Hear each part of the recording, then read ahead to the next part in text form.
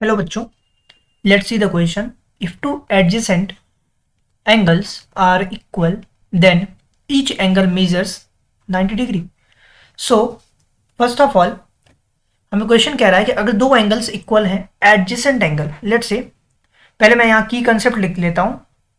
Basically the key concept ये होगा कि अगर एंगल परपेंडिकुलर नहीं है, दैट इज मीन्स अगर मैं बात करूं टू एंगल्स एडजेसेंट है कि नहीं, तो हम करेंगे की कंसेप्ट में लिखेंगे क्या, draw angle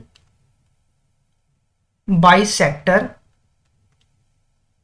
draw angle bisector, ये मेरा की कॉन्सेप्ट है. यहां पर लेट्स से मेरे पास बी एक लाइन है, ये एल एक लाइन है, और मेरे पास एक लाइन ये है, लेट्स से एम.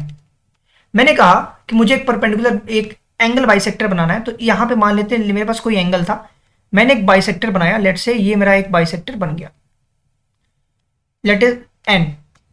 मैंने जैसे बाइसेक्टर बनाया, इसका नाम मैंने अगर एक्स दिया तो ये एंगल भी मेरा एक्स हो जाएगा. तो फ्रॉम दी एंगल बाइसेक्टर हम ये कह सकते हैं व्हाट एंगल एक्स की वैल्यू एंगल एक्स के बराबर है.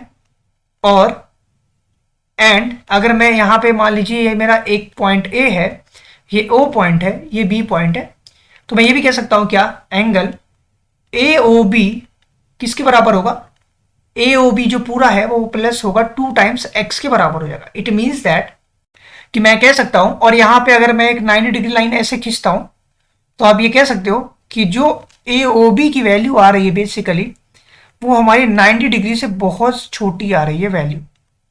इट मीन्स दैट अगर ए ओ बी की वैल्यू बहुत कम है, 90 से भी कम है, तो एक्स की वैल्यू तो ऑलरेडी ए ओ बी से कम है. सिमिलरली हम लिख सकते हैं कि जो एक्स की वैल्यू है वो भी एंगल ए ओ बी से छोटी है.